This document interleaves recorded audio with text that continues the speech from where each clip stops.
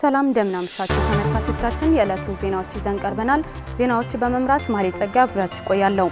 በቅድሚያ ከአንድ አለት እንደተፈለፈለና በ121 ሜትር ርዝመት እንዳለው የሚነገርለት ጥንታዊ የአብርሃ ወአጽብሃ ገዳም በዩኔስኮ ለማስመዝገብ እየተሰራ መሆኑን የትግራይ ሆቴልና ቱሪዝም ባለሙያዎች ማህበር ገለጹ።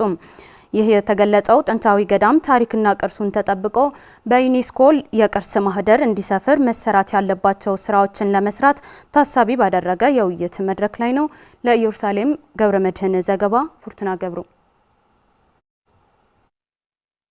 ከአንድ አለት እንደተፈለፈለና ርዝመቱም 121 ሜትር መሆኑ የሚነገርለት የአብርሃ ወአጽብሃ ገዳም ጥንታዊ ገዳም በውስጡ ታሪክና ሃይማኖቱን ያቀፈ ታላቅ ቅርስ በመሆኑ በየጊዜው በርካታ እንግዶች ከሀገር ውስጥና ከውጭ እየመጡ ይጎበኙታል። ይህ ገዳም በነበረው አውዳሚ ጦርነት የጎብኚዎች ቁጥር መቀነስና የጦርነቱ ሰለባ ሆኖ ቢቆይም እንኳን አሁን ወደ ነበረበት እንዲመለስና በየዓመቱ የሚከበረውን የአብርሃ ወአጽብሃ ዓመታዊ በዓል በድምቀት እንዲከበር የተለያዩ ስራዎች እየተሰሩ ይገኛሉ። የአብርሃ ወአጽብሃ ገዳም ሃይማኖታዊና ባህላዊ ክብሩን ጠብቆ በድምቀት እንዲከበርና በዩኔስኮ የዓለም መዝገብ እንዲሰፍር የማነቃቂያ መድረክ በውቅሮ ከተማ እየተካሄደ ሲሆን በመድረኩ የጽሁፍ መነሻ ሀሳብ ያቀረቡት ዶክተር አሰፋ ለአከም የአብርሃ ወአጽብሃ ገዳም በዓለም ደረጃ ጥንታዊ ሃይማኖታዊና ታሪካዊ ቅርስ በመሆኑ በዓለም በዩኔስኮ መዝገብ እንዲሰፍር መሰራት አለበት ብለዋል። ሃይማኖታዊ ትርጉሙ ባህላዊ ትርጉሙ ሃይማኖታዊና ታሪካዊ ትርጉም ለዓለም ማሳየት መቻል አለብን። በውስጡ የያዛቸው ታሪክ፣ የህንጻው ቅርጽ፣ አሰራር፣ ታሪክ እንዲሁም በውስጡ የያዛቸው ልዩ ታሪክ ማጋለጥ አለብን። የደብረ ነገስ አብርሃ ወአጽብሃ ገዳም ጸሐፊ ዲያቆን አሚነ ስላሴ ገብረ እግዚአብሔር በበኩላቸው የገዳሙ ታሪክና ቅርስ ተጠብቆ ከትውልድ ወደ ትውልድ እንዲሸጋገርና በዩኔስኮ የቅርስ ማህደር እንዲሰፍር የገዳሙ አመራሮች ከሚመለከተው አካል ጋር የተለያዩ እንቅስቃሴዎች መጀመራቸው ይገልጻሉ። ሓደ ነገር ሳብ ዩኔስኮ ከመዝገብ እንድሕር ኮይኑ በዩኔስኮ መመዝገብ ካለባቸው ትልቅ ስራ መሰራት አለበት። ይህም አንድ ሆነን ታሪክን ለዓለም ስናስተዋውቅ ነው። ይህም አሁን ጀምረናል። የአብርሃ ወአጽብሃ ገዳም ያለው ድንቅ ታሪክ እንዲሁም አብርሃ ወአጽብሃ የሰራቸው አብያተ ክርስቲያናት እናስተዋውቀዋለን። በዚህም ትኩረት ያገኛል። የትግራይ ሆቴልና ቱሪዝም ባለሙያዎች ማህበር ፕሬዝዳንት አቶ ጽጋቡ ኪሮስ በበኩላቸው የተካሄደው የውይይት መድረክ የአብርሃ ወአጽብሃ ደብረ ነገስ ገዳም በዩኔስኮ ለማስመዝገብ በአስቸኳይ ወደ ተግባር ለመግባት ታሳቢ ያደረገ መድረክ መሆኑንም ገልጸዋል። ዙሓት ጊዜ ዙ ገዳም እዚ ለመመዝገብ ይህ ገዳም በዓለም የድንቃ ድንቅ መዝገብ ላይ ለማስፈር የተለያዩ ስራዎች እየሰራን ነው። ማለፍ ያለብንን ማሟላት ያለብንን እያሟላን ነው። እዚህ ላይ የተለያዩ ባለሙያዎች ተመድበዋል። ከሚመለከታቸው አካል ጋር እየተቀናጁ እየሰሩ ነው። ጥሩ መንገድ ላይ ነን። በተቻለ በአስቸኳይ በዩኔስኮ ለማስመዝገብ እየጣርን ነው።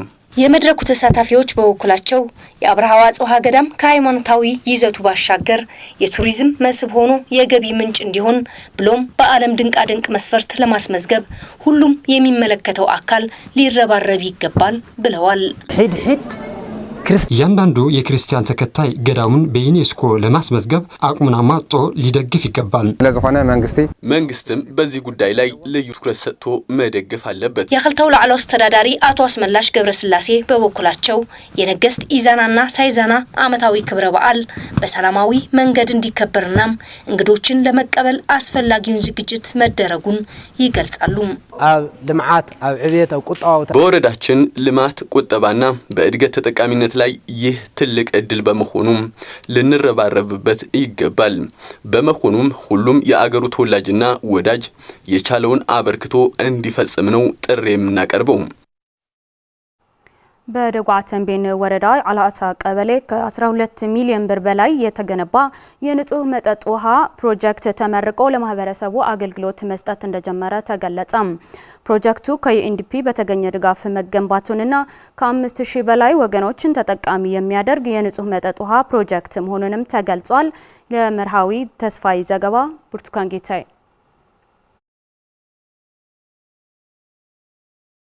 በደጓዓ ተንቤን ወረዳ አልዓሳ ቀበሌ ከ12 ሚሊዮን ብር በላይ የተገነባ የንጹህ መጠጥ ውሃ ፕሮጀክት ተመርቆ ለቀበሌው ማህበረሰብ አገልግሎት መስጠት ጀመረ። የደጓዓ ተንቤን ወረዳ አልዓሳ ከተማ ነዋሪዎች በንጹህ መጠጥ ውሃ አቅርቦት እጥረት ችግር ለተለያዩ አላስፈላጊ ወጭና እንግልት ይጋለጡ እንደነበርና ፕሮጀክቱ ለነበራቸው ችግር እንደሚያቃልልላቸው ተናግረዋል። መንገድ 3 ሰዓት ይፈርቀይና ንخدنيرنا ውሃ ለማምጣት የ3 ሰዓት ተኩል መንገድ ነው ስንሄድ የነበረው። ነፍሰ ጡር እናቶች፣ ሽማግሌዎች ውሃ ተሸክመው አምጥተው መጠቀም አይችሉም ነበር። ከሌሊቱ 11 ሰዓት ሄደን ወረፋ ስለሚበዛ ከቀኑ 7 ሰዓት ነው ስንመለስ የነበረው። ትልቅ ችግር ነው የነበረን። አዳኝ ለሁሉ ላክል ግን ካውና እንጠቀም ወንዝ አለ ከሱ ነበር ስንጠቀም የነበረው። ለልጆች ስንት ጊዜ አፍለታ ቀዝቅዘት ትሰጣለህ። በጣም አስቸጋሪ ነው። ለጤንነታችንም ከባድ ነበር። አሁን ግን ይህ የውሃ ፕሮጀክት መሰራቱ በጣም ደስ ብሎኛል። ሳን ማይሌ ቆረሱ ለኸድሉ ሰዓት ነይሩ ተንጠልጥልካ ያው ትምርቲ ልጆቻችን ውሃ ስለማያገኙ ቁርስ ሳይበሉና ቤት ዘግተንባቸው ስንሄድ ከትምህርት ቤት ይቀሩ ነበር። አሁን ግን ይህ በመሰራቱ ትልቅ ለውጥ አለን። የደጓዓ ተንቤን ወረዳ የንጹህ መጠጥ ውሃ አቅርቦት ፕሮጀክቶች በጄኖሳይዳዊ ጦርነት ምክንያት በመውደሙ ከ45000 በላይ የሚሆኑ የወረዳው ነዋሪዎች ለመጠጥ ውሃ ችግር እንደተጋለጡ የገለጹት ደግሞ የወረዳው የንጹህ መጠጥ ውሃ አቅርቦት አስተባባሪ አቶ ጣሰው ጡዑማይ እስካሁን 11 የውሃ ፕሮጀክቶች ተዘርግተው አገልግሎት መስጠት መጀመራቸውን አብራርተዋል። 5043 ተጠቀምቲ ገብርዩ 2 ሪዘርቫየር አለው። ፕሮጀክቱም ከ5000 በላይ ወገኖችን ተጠቃሚ የሚያደርግ ነው። የማጣሪያ ስራዎችን ማስኬጃ ቁሳቁስም አለው። የሜንቴናንስና ሪሃብቴሽን ስራዎችን አከናውነናል። የትግራይ የውሃ ልማት ቢሮ ምክትል ኃላፊ አቶ ታጠራ ሐዱሽ በጦርነቱ ምክንያት 71% የሚሆኑ የውሃ ተቋማት መውደማቸውን በመግለጽ የውሃ ፕሮጀክቶች ወደ ነበሩበት ለመመለስ ትኩረት ተሰጥቶ እየተሰራ መሆኑን አስገንዝበዋል። እዚ ድሕርቲ ኹናት ግን ብዝሓሸ መንገዲ ቢልድ ባክ በተር ትንሰርሖ ስራሕስ ከጦርነቱ በኋላ የምንሰራው ስራ በተሻለ መንገድ ነው። ካሁን በፊት በጄነሬተር ነበር የሚሰራው። አሁን ግን በፀሐይ ኃይል እንዲሰራ ተደርጎ ነው ውሃው ወደ ህብረተሰቡ እንዲቀርብ የተደረገው። ህፃናት በቅርበት ውሃ ባለማግኘታቸው ትምህርት ያቋርጡ ነበር። አሁን ግን ይህ የውሃ ፕሮጀክት በመሰራቱ በሰዓታቸው ትምህርታቸው እንዲከታተሉና የህብረተሰቡ ጤናም እንዲጠበቅና ህብረተሰቡ ውሃ ለመቅዳት የሚያባክነው ብዙ ጊዜ በሌሎች የልማት ስራዎች ላይ እንዲያውለው የሚያደርግ ስራ ነው። የትግራይ የመልሶ ማቋቋምና ግንባታ ቢሮ ኃላፊ ዶክተር ቴድሮስ ገብረ እግዚአብሔር በደጓዓ ተንቤን ወረዳ ከ5000 በላይ ወገኖችን ተጠቃሚ የሚያደርግ የንጹህ መጠጥ ውሃ ፕሮጀክት ከዩኤንዲፒ በተገኘ ድጋፍ መገንባቱንና የመልሶ ግንባታ ስራዎች ተጠናክረው እንደሚቀጥሉ ማስረድተዋል። ለ11 ሚሊዮን በጀቶም ናብ ስራሓቲና ለላ ማለት እዩ። ከ11 ሚሊዮን ብር በላይ በጀት መድበው ወደ ስራ ገብተናል። 1 ሚሊዮን ደግሞ የህብረተሰቡ አብርክቶ ነው። ትግራይ ላይ የደረሰው ውድመት በጣም ሰፊ ነው። በየደረጃው ቀስ በቀስ አቅም ስናገኝ ሌሎች ድጋፍ አካላት ወደ ክልላችን መጥተው ድጋፍ እንዲያደርጉ በሁሉም ሁኔታ አማቻችተን ጥሪ እያቀረብን ነው።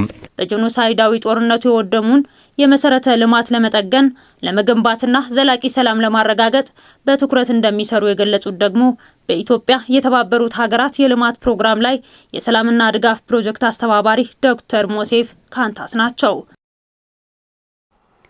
በትግራይ ደቡብ ምስራቃዊ ዞን ደጓዓ ተንቤን ወረዳ በጣለው ከባድ ዝናብ በ143 ሄክታር የታረሰ መሬት ላይ ከባድ አደጋ ማስከተሉን የወረዳው አስተዳደር አስታወቀም። የወረዳው አስተዳዳሪ አቶ ገብረ ኪሮስ አረጋዊ እንደገለጹት መስከረም 16 ቀን 2018 ዓ.ም በረድ የቀላቀለ ዝናብ መዝነቡን ተከትሎ በአዝርዕት ላይ ከፍተኛ አደጋ ማድረሱን ነው የገለጹት። በዚህም 284 የሚሆኑ አርሶ አደሮች አደጋ ላይ መጣሉንም ጠቅሷል። የደጓዓ ተንቤን ወረዳ አስተዳደር አደጋ የደረሰባቸው ወገኖች ለመደገፍ በሚቻለው እንደሚሰራ ገልጸው መንግስትና መንግስታዊ ያልሆኑ ተቋማት ድጋፍ እንዲያደርጉም ጥሪ አቅርበዋል። በዝናቡ ጉዳት የደረሰባቸው አርሶ አደሮች በበኩላቸው ቤተሰቦቻቸውና እንስሳቱ ከፍተኛ አደጋ ላይ መውደቃቸው በመግለጽ መንግስትና ባለድርሻ አካላት በአጭር ጊዜ እንዲደርስላቸውም ጥሪ አቅርበዋል ሲል የደቡብ ምስራቃዊ ዞን ኮሚኒኬሽን ጽህፈት ቤት ዘግቧል።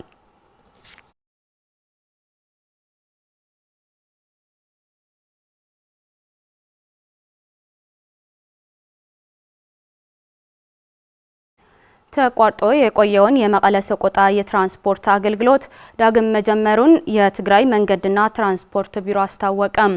ለ5 ዓመታት ያህል ተዘግቶ የቆየው ይህ መንገድ በህዝቡ ላይ ከፍተኛ የሆነ እንግልት ፈጥሮ መቆየቱንም ተገልጿል። የዳንኤል በለጠ ዘገባ ነው። ስለሽ ሐጎስ ያቀርበዋል።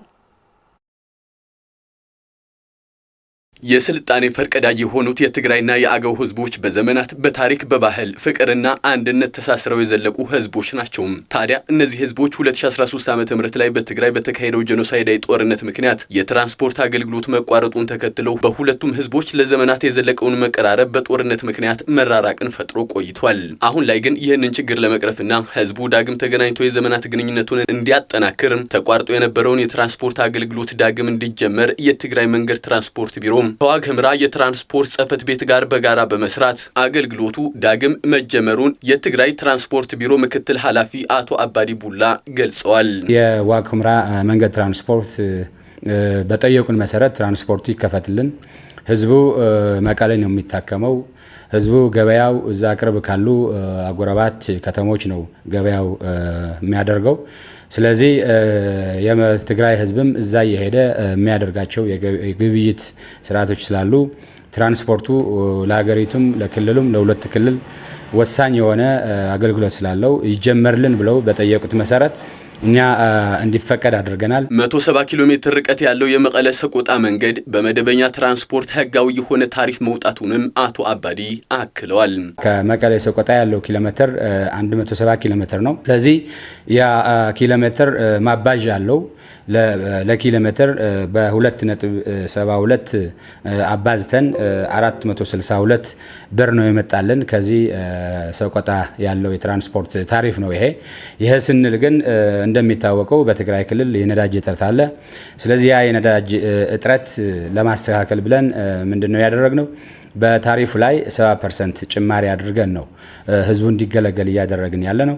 ያ ግን ከዛ ሰቆጣ ግን ነዳጅ ሊኖር ስለሚችል ምንድነው የሚደረገው? እዛ ነዳጅ ከሰጠዋቸው በ462 ብር ታሪፍ እንደሚገለገል ህዝቡ ማወቅ አለበት። የትራንስፖርት አገልግሎት በመቋረጡ ማህበረሰቡ ለከፍተኛ ወጪና እንግልት ተጋልጦ እንደነበር የሚገልጹት አቶ አባዲ አገልግሎቱ ዳግም መጀመሩም ለማህበረሰቡ ትልቅ እፎይታን የሚፈጥር መሆኑን ይገልጻሉ።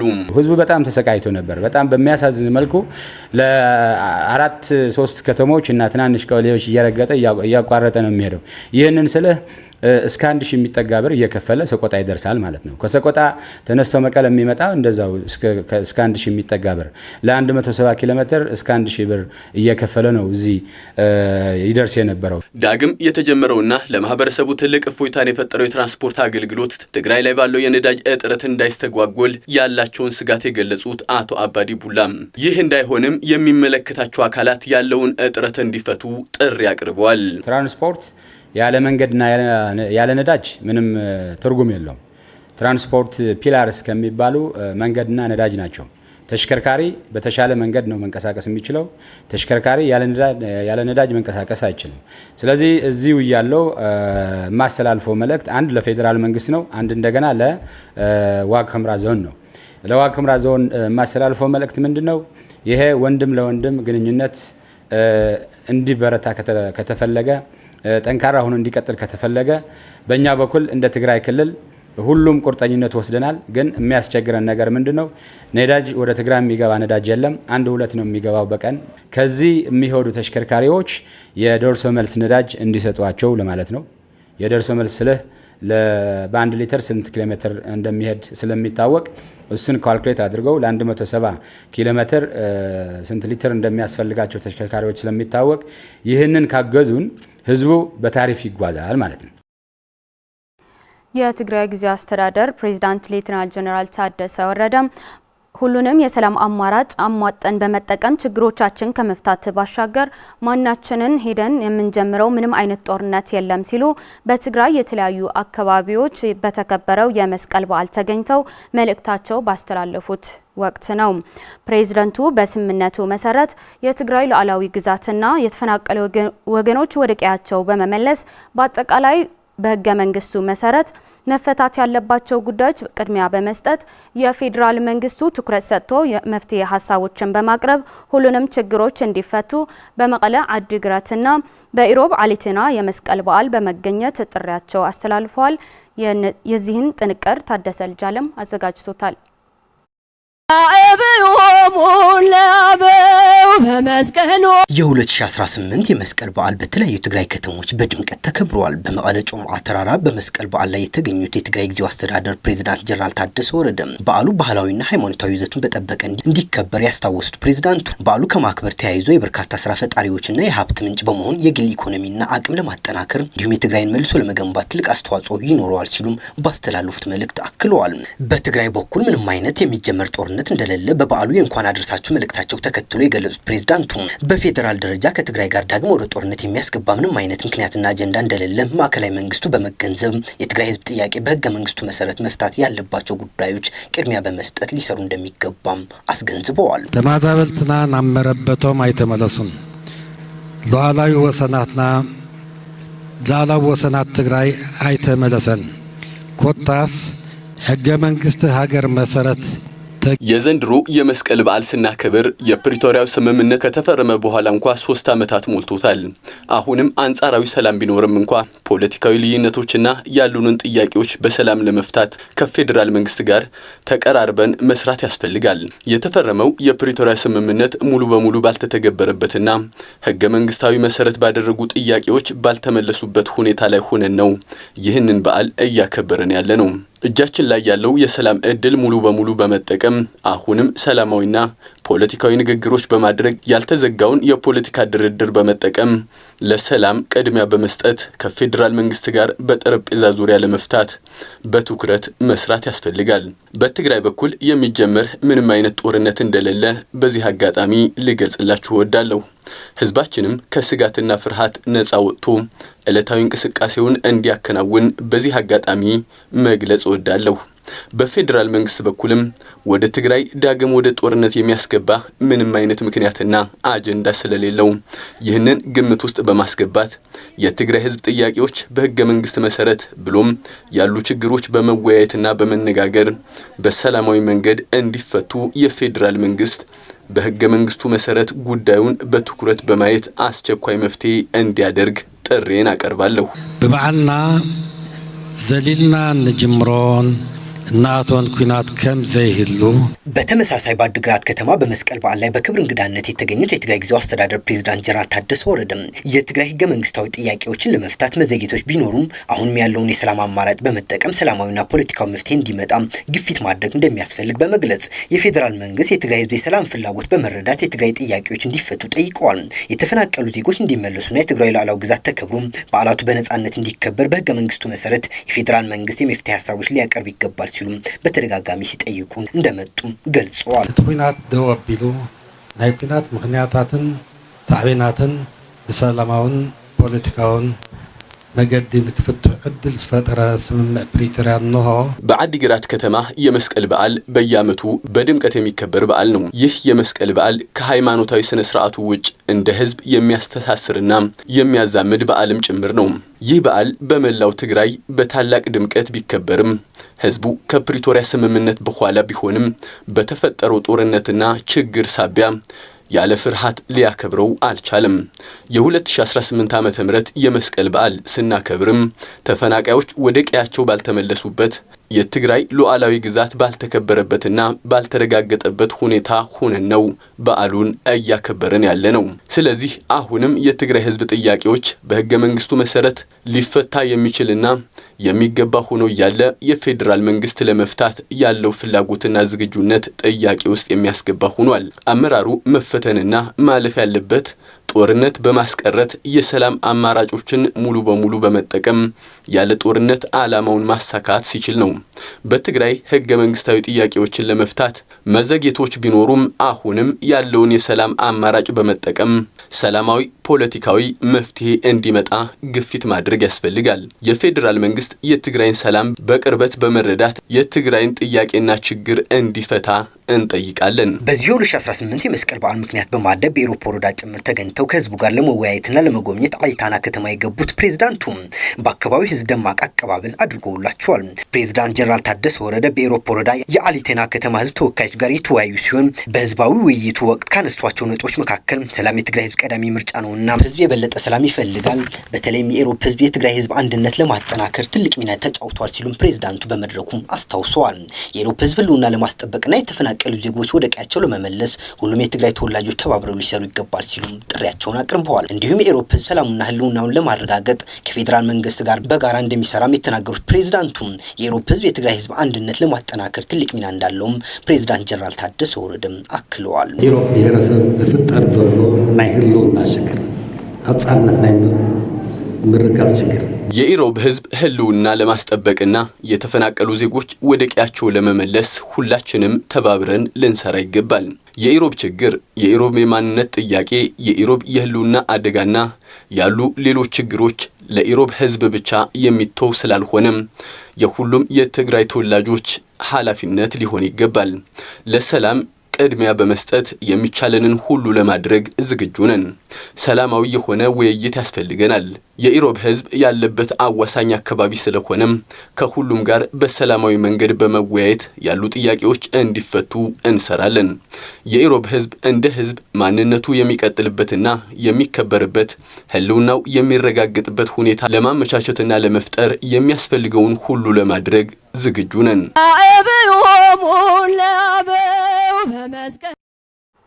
ዜናዎቻችን እነዚህ ናቸው። ስለተከታተላችሁን እናመሰግናለን። በያላችሁበት ሰላም